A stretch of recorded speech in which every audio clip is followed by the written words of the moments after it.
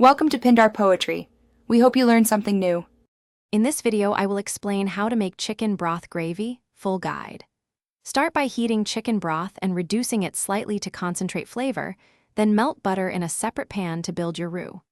Whisk in flour until golden, slowly add reduced broth to avoid lumps, simmer until silky, and finish with salt and a splash of acid.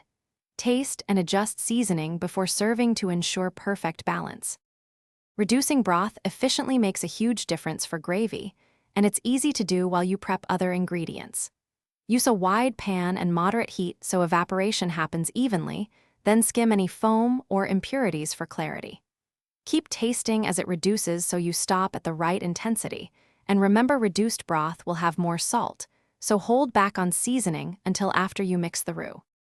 Quick recommendation and a small favor. If you're finding this video helpful, please subscribe and like, it really supports the channel.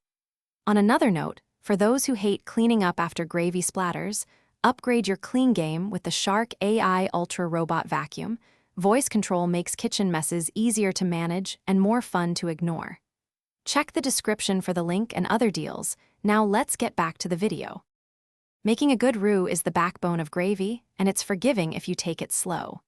Melt butter over medium heat, sprinkle in flour, and whisk constantly until it reaches a warm golden color and smells toasted, about 2 to 3 minutes.